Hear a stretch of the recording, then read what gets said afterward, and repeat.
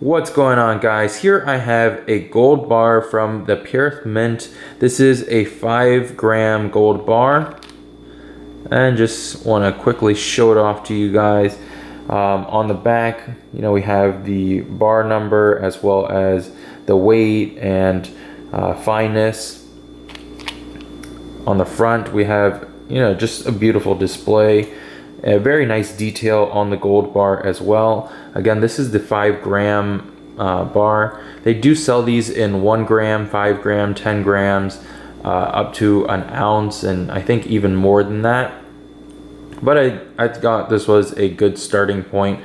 I didn't want to get an ounce because that was a little large. A gram was a little bit small, but to be honest, I think I'm going to get a gram, 5, 10, an ounce, and just collect all of them. So let me know what you guys think about holding gold as an investment. Some people think it's a great idea.